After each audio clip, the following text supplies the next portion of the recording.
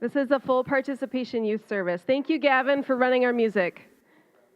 Thank you, Andy, for running our recording. Thank you, Lincoln, for doing PowerPoint. All right. Hey, it is my privilege tonight to introduce to you a dear friend of mine, Dan Hough. Back when I was in high school, at the time, she was still your girlfriend or fiance or something. His wife, Sarah, was a very important mentor to me. Every Tuesday, I think, she'd pick me up before school, and we'd go out for bagel breakfast, and she's been very special to me ever since. When I was in college, they had their first baby and promptly moved to Paraguay as missionaries, and I have been supporting them all through that, and then obviously when Andy and I got married, we as our family have been doing that. And this church has been involved in supporting them for several years. So Dan's ministry is changing a bit. He's been in Paraguay, and they're moving back to the U.S. to do a different kind of ministry. But everything that they have focused on for 19 years and counting is ministry to youth and equipping youth leaders and training them so that disciples are raised up. I don't know the statistics for the U.S. Paraguay, 2/3 of the population of the nation is under age 30, right? Yeah. Youth is most of who lives there. And really, a really valuable asset to them. So Dan is going to come, and he's got some PowerPoint slides to share. Alex is going to give us a better view of the screen. Excellent. If I just sat, actually, would they be able to see me? Yeah, they've got you. Okay. You've got a microphone? Got a You're all set? microphone. Awesome, you're welcome.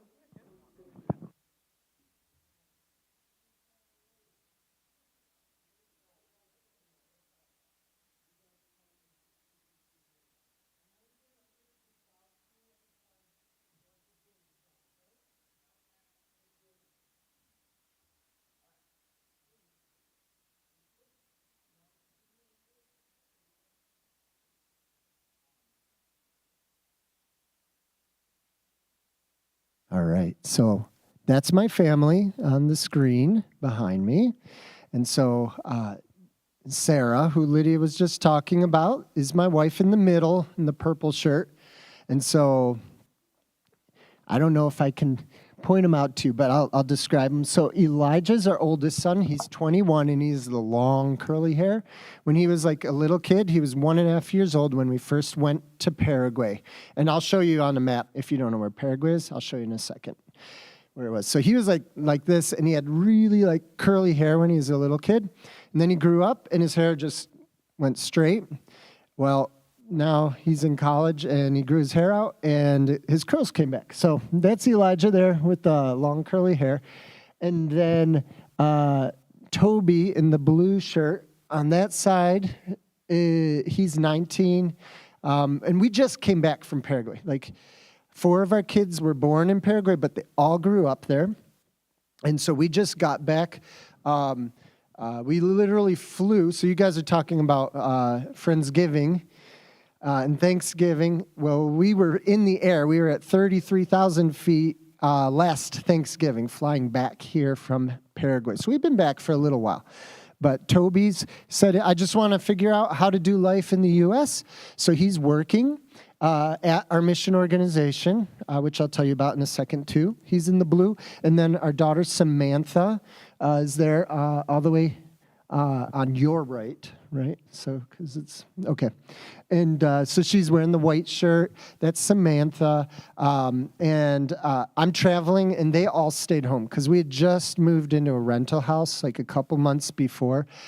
So I didn't want to like uproot them and be like, drag them along with me as I'm traveling, visiting all these friends and family. So Sammy's birthday is November 13th. She turns 18. And so I better be back before then. And so I want to be back for Sammy's birthday. And then Silas is holding this thermos, which is Teddy. And this is green tea that they drink in Paraguay. And it's loose leaf. So I don't know if you can see that, but it's like, coffee is a social drink here, and everybody shares it. Well, Tereré is the coffee of Paraguay, and they literally share it. Like I would fill this and then offer it to you, and you drink it, and I'd refill it and pass it to the next person, and we just share the same straw. So it's a great social drink if you don't mind sharing germs. And so that's Silas. He's 16. In the orange shirt is Judah. He's 14, playing soccer. And then Haley is the youngest in the blue dress, and she's 11. So Elijah's 21, Haley's 11, so like 10 years apart. And they've all grown up together on the mission field. And so as we've moved back and forth, that's the one constant, is that they've been together as brothers and sisters. So go ahead, go to the next slide, Lincoln. All right, so we are with a mission organization called SIM, and it was started back in 1893, and there were 3 young men, not much older than you guys, who had a vision to be able to go to the interior of the Sudan, which at that time was the entire strip across northern Africa. So go ahead, go to the next slide, Lincoln. And so these 3 guys, way back, like what, 132 years ago now, like in 1893. So they go. And their mission is to go into the middle of Africa where nobody has gone to share the gospel before. And they go, and 2 of the guys, so the 2 guys in the middle and on your left, they died within 2 years. They got sick, they caught disease, and they died really quickly. And so the guy on the right, his name is Roland Bingham, and so he goes back. He was from Canada. So these guys were from Canada and the U.S. And so he goes back to Canada, obviously devastated that he just lost his friends, but not giving up. And so he tries to go again, and he gets malaria and almost dies. And so he returned back. And then the 3rd time, he put together a team that went, and they made it all the way to Nigeria. And I don't know if you've heard of Nigeria. In the news recently, a lot of Christians are being killed there. It's a hard place to be a Christian. I think like 7,000 Christians have been killed because they follow Jesus just this year. It's crazy. It's really bad. But that was the start of SIM. Go back to the other slide with the map, Lincoln. That's how SIM began. You hear that story of these guys, these young people, really not any older than the oldest of you guys. And they had grown up with people teaching them from the Bible. They knew Jesus. They had a relationship with him, and they wanted to go somewhere where people had never heard before. And so they went, and they sacrificed everything to be able to do that. And you might hear that story of them dying and not being able to get back, but God used that vision and that sacrifice to build this mission organization. So now SIM has over 4,000 missionaries who are going out to over 70 countries around the world. And it all started with these guys and their vision and their sacrifice, okay? So I'm going to share a little more of my story with you guys tonight. But I also want us to dig into God's Word a little bit. So go ahead, link it to the next slide after the three guys. The next one, yeah, that one right there. So I was thinking and praying about, and I was asking Lydia, maybe what could I talk to you guys about? And so I want to talk to you about finding true friendship. And we're going to dig into John 15. And I don't know you guys don't know me. But I hear a lot of stories, and even working with the missionary kids in Paraguay, I see that a lot of young people your ages are going through life. They're going, to school. They're going to church. They're involved in sports, but there's a lot of loneliness. And so I'm going to share two words that I want you, when you hear these words, I want you to just think, well, can I relate to that or not? Disconnected, and then this word is a little unusual, disembodied. Because everything is so virtual now, right? And we do a lot of socializing through social media and on screens, right? We're having conversations and we're hanging out with friends, but it's not like this, like what you guys are doing right now. It's not face to face, right? You can't knock your friend out of the chair to beat him at what's the game called we just played? Musical chairs. You can't you're not face to face, right? You can look and see their face, but it's virtual. And so that's what they mean when they say disembodied, because you're not in person and present with each other.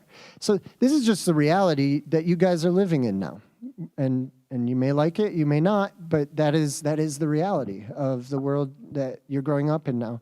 And so if you can relate to that, if you hear that, feeling disconnected and just not fully present in the friendships and the relationships in your life, I want to just kind of think with you guys, well, how can we move from that, from disconnected and disembodied, to being connected and being belonging, having belonging, right? Feeling like I belong. These are this is where I belong with these people.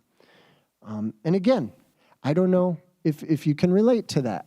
I'm seeing some really great things happening just tonight, being able to be here and watch this youth ministry. I think I see belonging and I see connection happening. But how can we move from that disconnectedness to move to being more connected? So,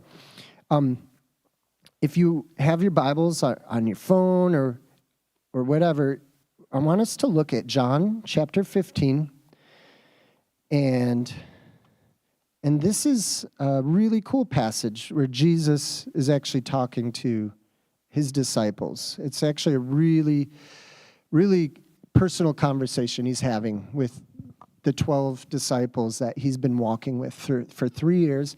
And he's trying to get them ready for, he's going to have to leave them. And they don't understand, why or how. But he's saying things to them like, where I'm going, you can't follow. And so, but let's look at, let's start in verse 9, and then we'll read through to verse 17, okay? All right, this is what it says. As the Father has loved me, so have I loved you. Abide in my love. If you keep my commandments, you will abide in my love. Just as I have kept my Father's commandments and abide in his love, these things I have spoken to you, that my joy may be in you, and that your joy may be full. I don't know how many of you guys feel like you're going through life with a lot of joy. Sometimes, I think most times, joy can feel pretty elusive, actually. And maybe, on social media or when we show up at school or at church, we put on a face that looks like, wow, that person is just really joyful. But underneath and deep down, we're actually really searching, trying to find that joy. Well, Jesus here is saying that your joy may be full. And we'll dig into this a little more to figure out, okay, well, how? How can that happen? This is my commandment, that you love one another as I have loved you. Greater love has no one than this, that someone laid down his life for his friends. You are my friends, if you do what I command you. No longer do I call you servants, for a servant does not know what his master is doing, but I have called you friends. For all that I have heard from my Father, I've made known to you. There's no secrets in this friendship. He's just sharing his life with them. You did not choose me, but I chose you and appointed you that you should go and bear fruit, and that your fruit should abide, so that whatever you ask the Father in my name, he may give it to you. And these things I command you, so that you will love one another. Okay. So finding true friendship. Go ahead and hit the arrow key once, Lincoln. So in verse 10 we read, if you keep my commands, you will abide in my love. And if you've read the Gospels before, this may sound familiar, because in other places Jesus says that if you love me, you'll keep my commands. So the two kind of are interchangeable and they go hand in hand. It's like if you love Jesus, then you will keep his commands. And when we're keeping his commands, well, we're doing it out of love for him, right? So you can't really separate the two, is what Jesus is getting at. But go to the next one, Lincoln. What is the command? What are these commands, that he's talking about?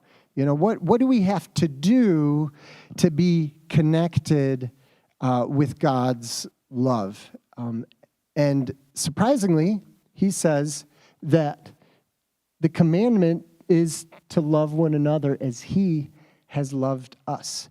All right, so I just want to pause there for a second and think, because in your friendships, have you ever found it hard to love the other people God has put in your life? Whether that's in your own home, or at church, or at school? What do you guys think? Yeah? Yeah?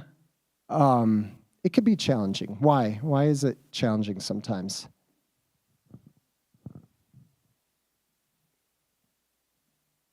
Because people are complicated, right?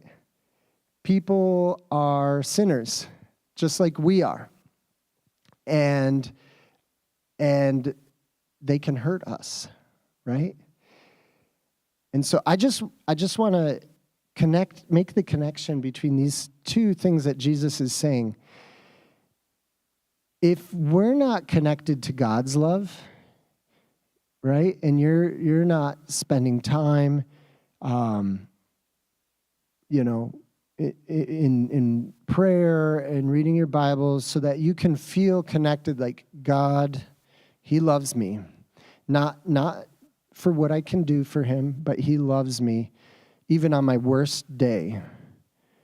That is abiding in God's love, right? And actually, like when I first got saved, I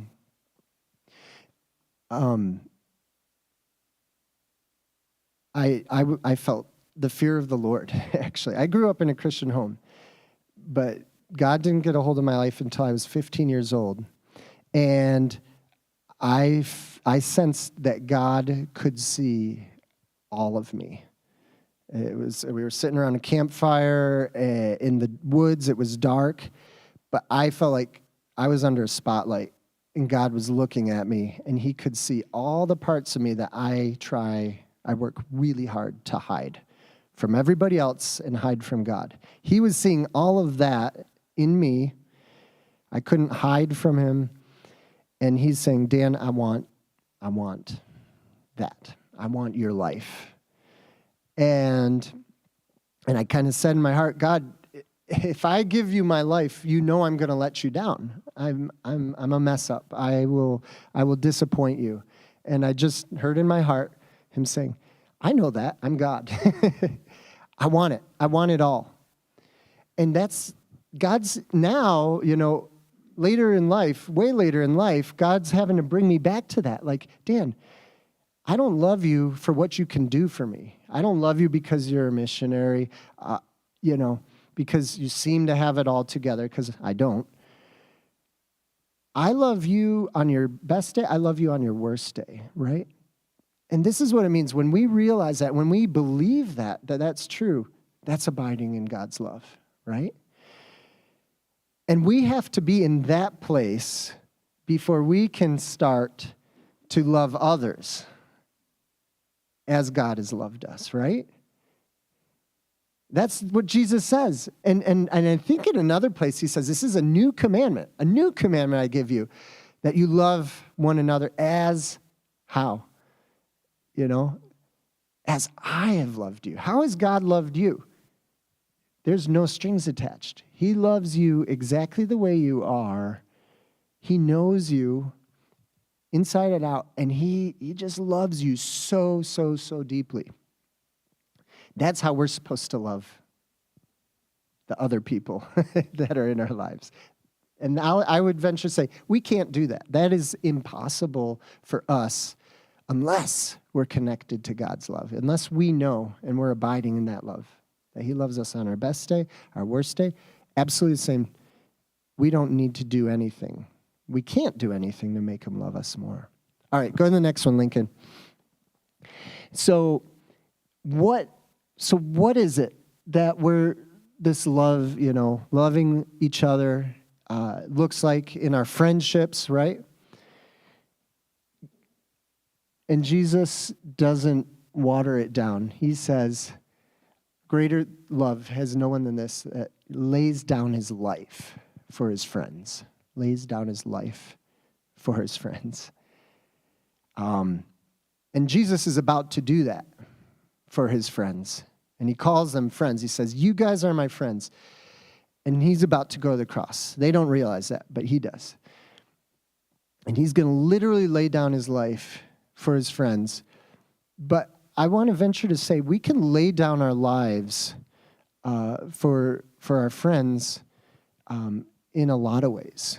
Doesn't necessarily have to mean like going to Africa and laying down our lives like those guys did with SAM. What are some ways that you guys can think of to lay down your life for your friends? I want to hear from you guys.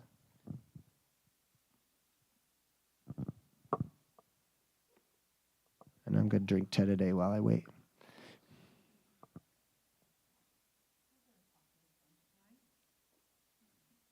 It's okay. They don't know me.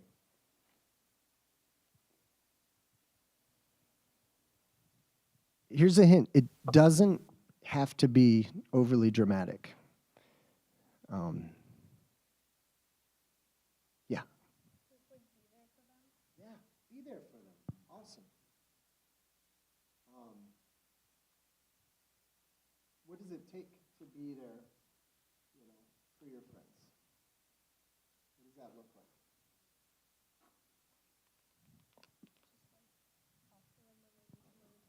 Yes, absolutely. Talk to them when they need someone to talk to. My wife says I'm a great listener, and it's actually not that hard. I just have to be there for her when she wants to talk, and I need to just listen. But how often are we not there for our friends when they need us, right? Because we got this thing we got to do, right? That is, in a way, laying down your life for your friend, right? You're putting their needs and their interests before your own. That's really good.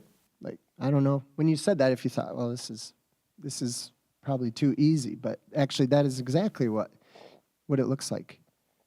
All right, go to the last one, Lincoln. And so this is interesting. Jesus says, you did not choose me, but I chose you. Okay? And this is talking about the kind of love God has for us. But I'm wanting to just dig into it a little bit with you guys because this is an example of how we can love each other, right? And so how many of you guys have done this before where you've said or thought like, well, nobody's reaching out to me. Like nobody's thinking of me, And so, I'm not gonna go out of my way to help them, right? How many of you have thought that? Yeah, I have. I think we all have at times, right? But how did God love us? Did he wait for us to come to him? No. In Romans 5, we read that God shows his love for us in that while we were still sinners, that means like we were still in rebellion against God, he sent his son Jesus to die for us, right? And so he didn't wait for us to make the first move. He made the first move, right? And so in our friendships, I think we need to be challenged that maybe I need to make the first move, and I need to see, who's hurting, who's lonely, and I'm going to be the one to go out of my way to reach out to them, okay?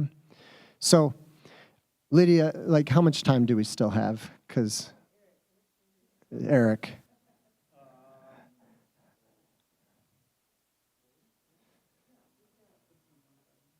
Oh, nice. Okay. Cool.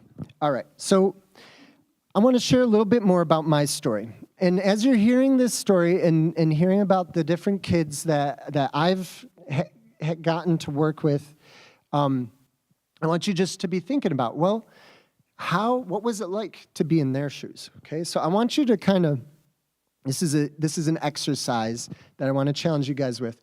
I want you to try tonight to put yourselves in other people's shoes, whether that's the person sitting next to you or one of the people that I'm going to talk about in the next few minutes, okay? All right, so go to the next slide, Lincoln.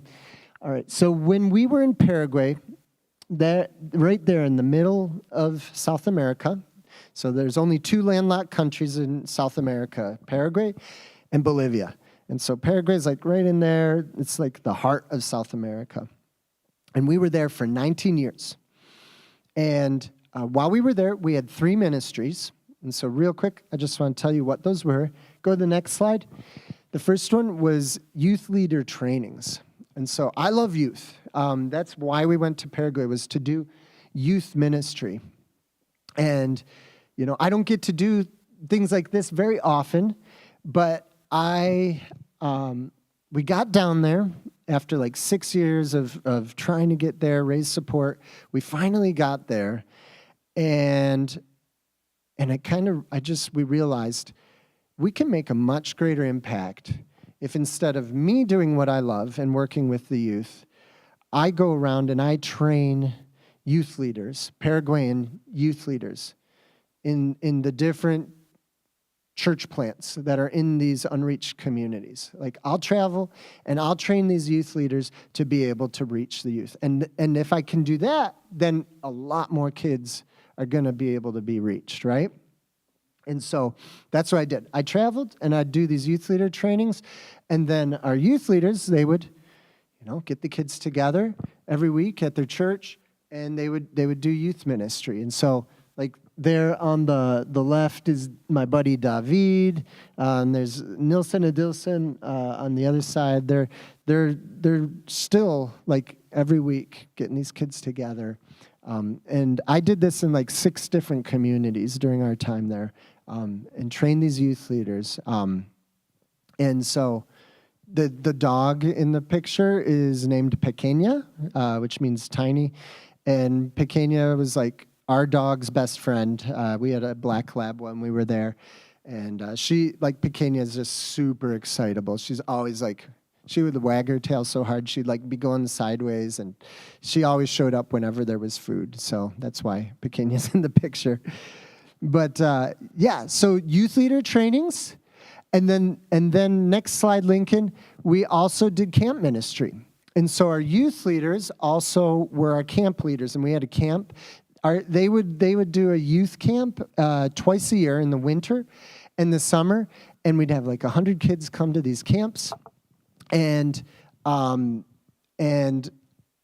half of those kids had never heard the gospel, and so they would come to these camps because the church invited them, and they would hear the gospel for the first time, right? Because there's a lot of, Paraguay is one of the most unreached countries in North and South America, North, Central, and South America. So that you'd like, if you went down to visit us, we would drive through towns on the dirt roads, and we'd go through town after town after town, and there's no church, right? And so a lot of these kids had never heard the gospel. And so, but the church would reach out, invite them to these camps. They'd come, and they'd hear about Jesus for the first time. And a lot of kids would get saved at these camps. And then they would go back to their hometown, and they get plugged into the church. So we saw a lot of lives changed through this camp ministry. Okay? And so the last ministry, next slide, is MK ministry. And so we just saw when we got down to Paraguay that on our missionary team, there's a lot of missionary kids, right? Their parents had come down to plant a church or to do this or that kind of ministry, and their kids were there, right?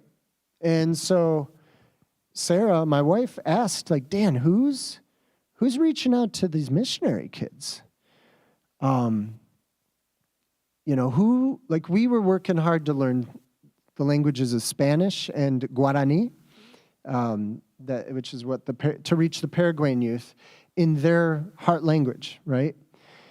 And so, like, who's reaching out to these kids in their first language, which in this case was English, right? Besides their parents. And nobody's reaching out to the missionary kids. So I started leading these wilderness discipleship trips where we'd take them on hiking trips up into the mountains. One time we built a raft made out of bed frames, and we tied barrels to it and floated it down the Tebiquaru River. And this older Paraguayan guy's watching us build this raft. He's like, "What are you going to do about the mosquitoes?" And I'm like, I don't know, whatever, we'll be fine, And so we build this raft, we start floating down, and the sun's getting low, so we find this beach, and we put up camp, and the sun goes down, and the mosquitoes come out, and you've never dreamt of this many mosquitoes. They were clouds of mosquitoes. If you stood still, it looked like you had fur, because there was you're covered in mosquitoes. And I've never been that itchy in my life. I wanted to scream, but I'm like, nobody gets in the tent until we finish cooking dinner, and then we're going to open the door, and then we're all going in, and we're closing the door. And so we did. We got in the tent. Well, it had been raining that whole day. And we were waiting for the rain to stop, and that's when we went and we started building the raft. Well, we didn't know at the time that the rivers in Paraguay, after it rains, all the water in the floodplains collect, and the rivers rise. Sometimes, at our camp, we have a stream.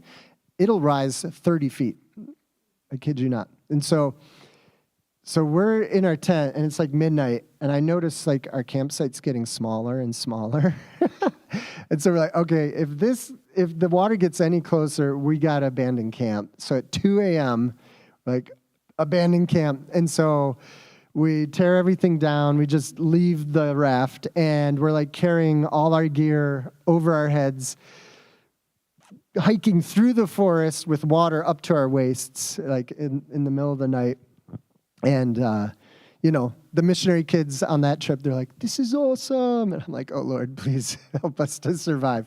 And like things like that, like crazy trips that always ended near disaster, but made for great stories afterwards. I would take them on these hiking trips.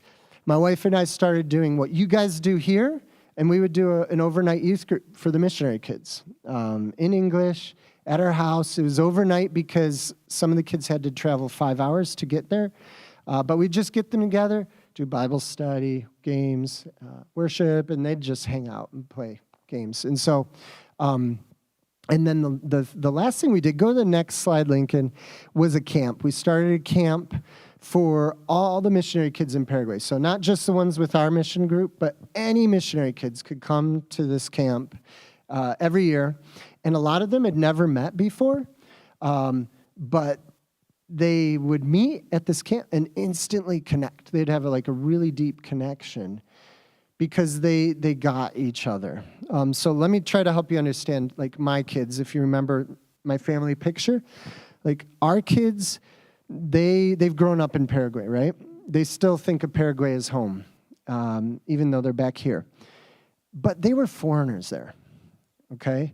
So they never fit in 100% in Paraguay. And then we bring them back here to the U.S., and they look like they should fit in, but they actually feel really out of place because they've grown up in Paraguay their whole life. And we found that through this ministry, the one place that they found belonging was when they were with other missionary kids.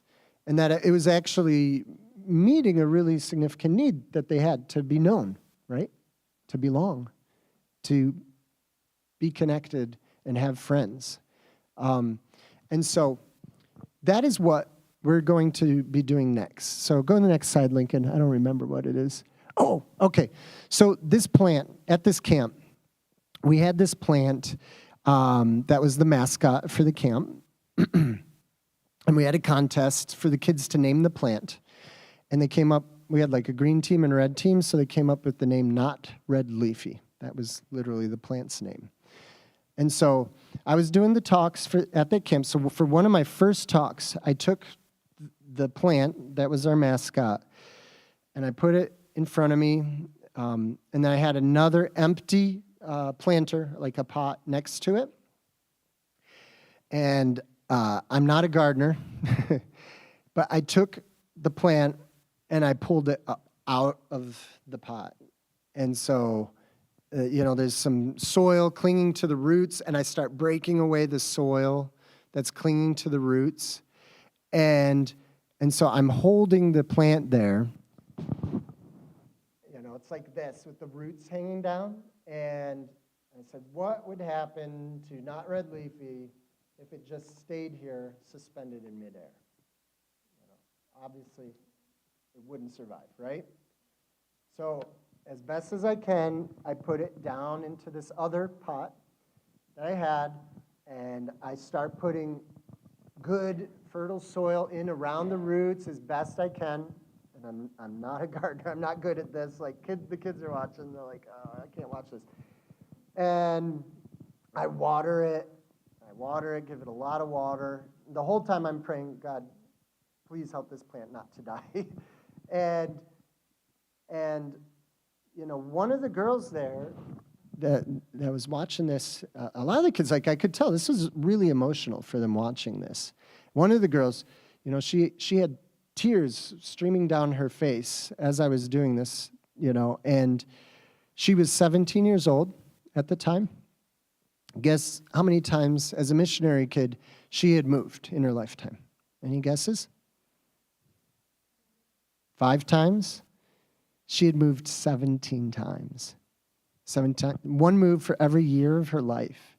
And that's pretty unusual. Like our kids, they've had to go back and forth probably like 5 times, right? Our oldest. And this girl who was 17 years old, Man, she has great parents. They're awesome missionaries and they love their kids.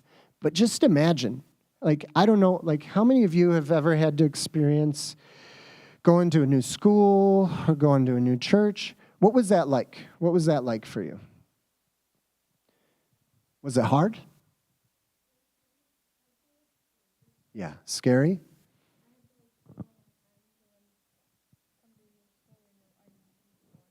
Yeah. Was it hard to leave your friends? Yeah, it's hard, right? And then imagine having to do that like multiple times. So, like, that's hard, and it doesn't make it any less. Like the challenge that you guys have had when you've had to move and go into a new place. But they say that missionary kids experience like more trauma in the sense of having to say goodbyes. They experience more goodbyes by the time they're 18 than a monoculture, like a normal person would in their entire lifetime, right? So it's hard. It's a lot. And so, but that plant was a picture of what they go through, right? Being uprooted from where they have been planted, right? And they work hard. You guys work hard to put roots down.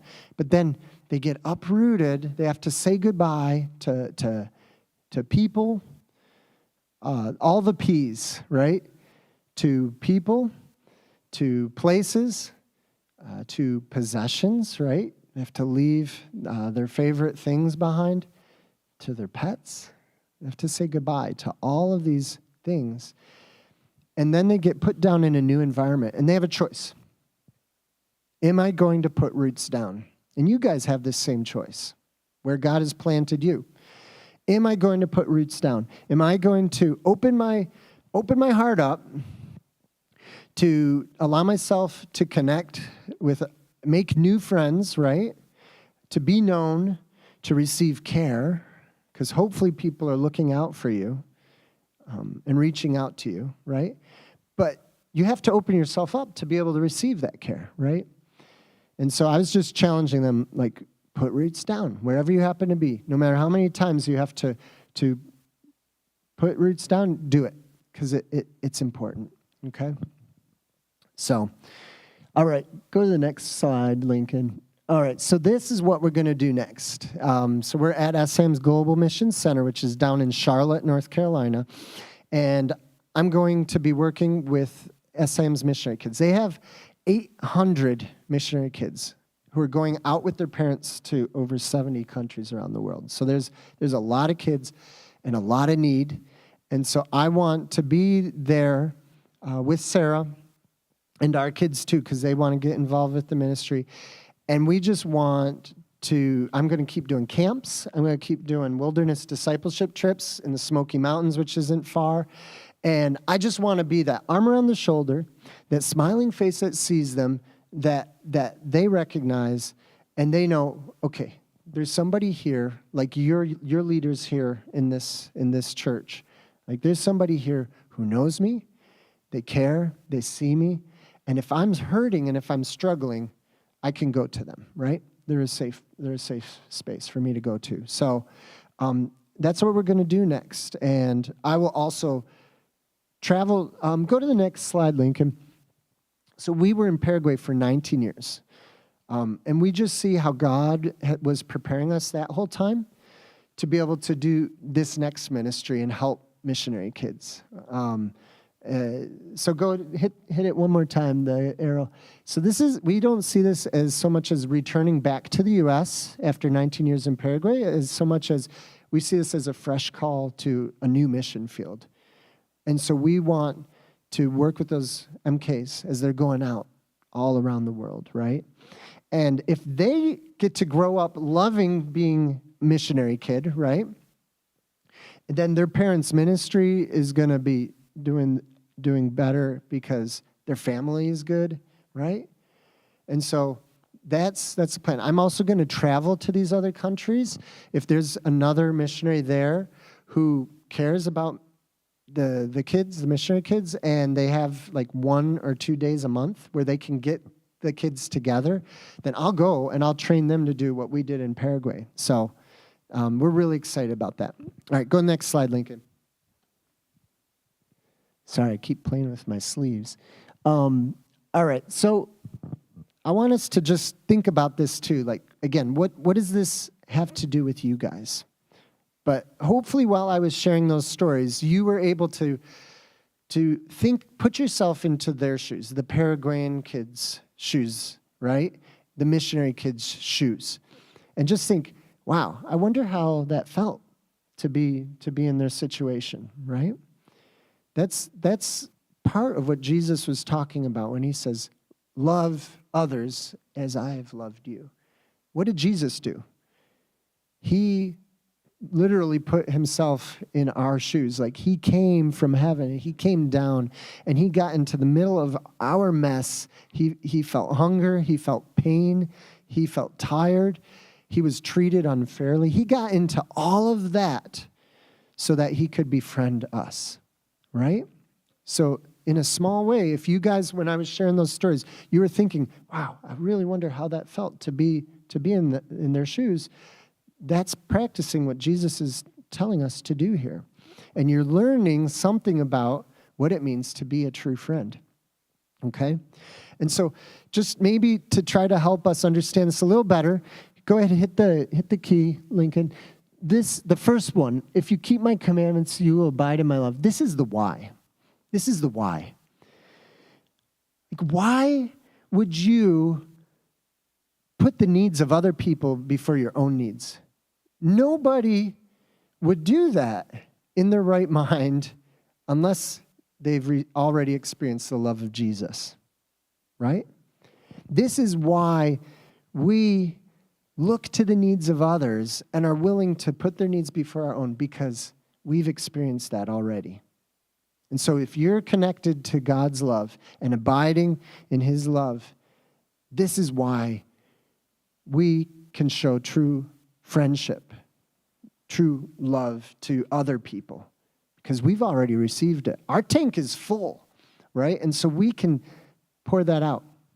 And I guess I should be careful saying our tank is full, because honestly, for my family coming back to the U.S., like, we moved down to Charlotte, and we're going to church. Our kids are involved in a lot of, like, homeschool activities, and nobody's reaching out to them. Like, they haven't made hardly any friends yet, and that hurts. And so how do you give when you're feeling empty, right?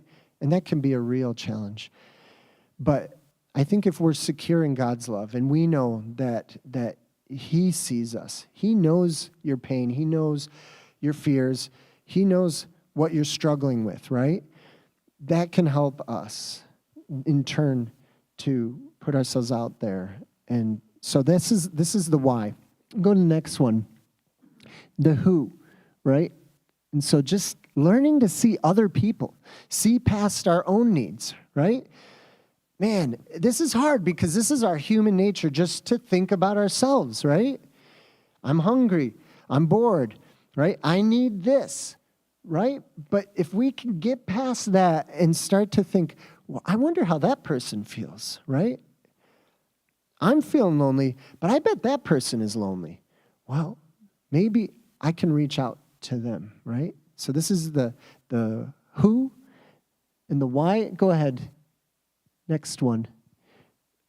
That's the what. This is the what or the how. Like, how do we do that? How do you be a good friend, right? How do you find true friendship in a world that is experiencing more loneliness now than ever before in the history of the world? How do we do that? What does that look like?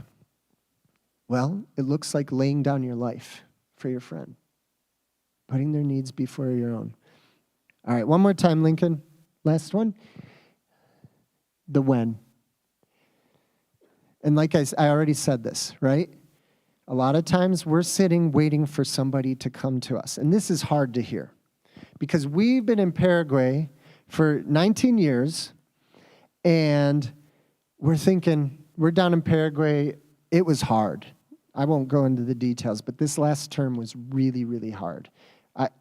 I will say this, two of our missionary kids actually died unexpectedly. And one of the kids was 14 years old. He was Silas's best friend.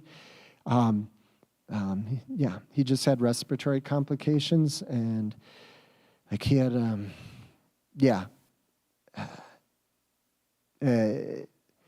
we were hurting by the time we came back. We were hurting as a family, and we're thinking, oh man, we're going to get back to the U.S. and people are just going to come up to us and be like, how can we help you? You've been in Paraguay. It must have been so hard, And guess what? We get down there to where we're trying to find a new house. We don't know anybody.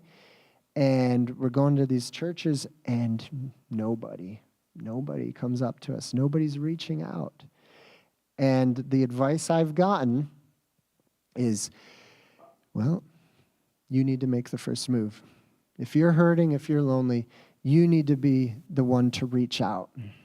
And I did not want to hear that. I didn't like it. I still don't like it. But I'm going to give you guys the same advice. If you're lonely, if you're hurting,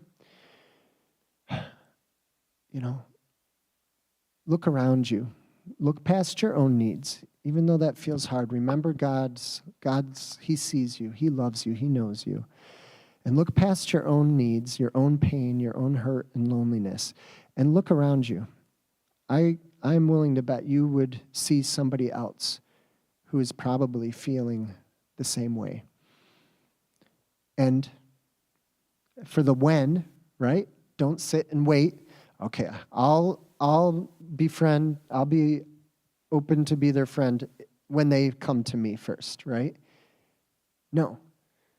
You go. You make the first move, and you go to them first.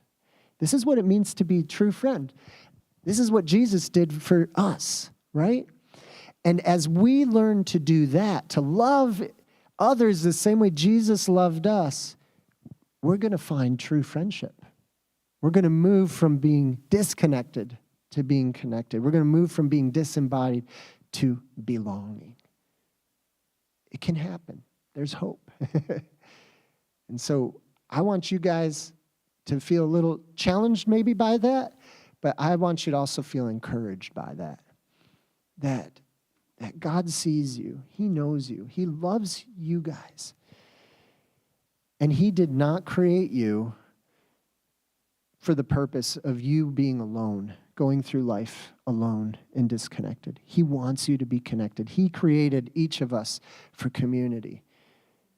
And you can find that, but it might mean you having to make the first move and put yourself out there. So one more slide, Lincoln, we'll end with this. I just want you guys to think for a minute and pray. Like, all right, well, who do I know who needs a friend?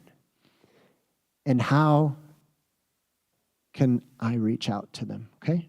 So we're just going to take a minute to think about that, and then I'll close us in prayer, okay? All right.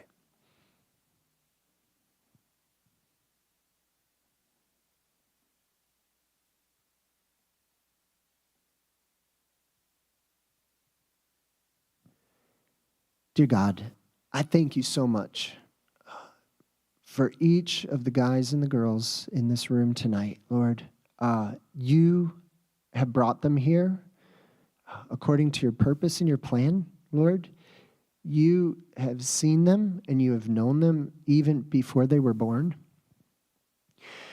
And Lord, you tell us in your word that you love us. You love us more than we can even imagine. And it has nothing to do with what we have to offer you, God. It has everything to do with that. We didn't choose you. You chose us. And that you call us, Lord, friends. And Lord, if there's anybody in this room tonight, even though we're surrounded by people,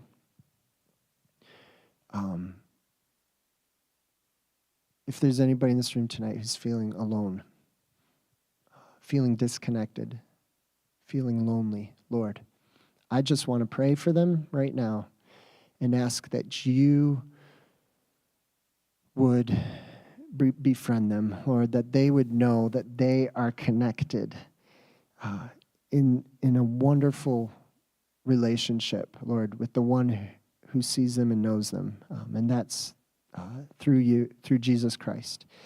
And that as they just learn to believe that's true, that you love them just the way they are. They don't need to change. Lord, I pray that you would bring another friend into their life, and help each of us to love as we have been loved by Jesus. This isn't easy, God, but you did not create us to go through life alone, disconnected. Lord, we can know and experience true friendship right now and in where you have planted us.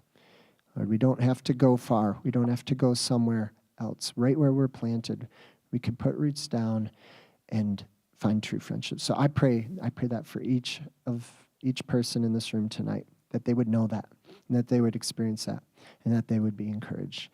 It's in Jesus' name we pray. Amen.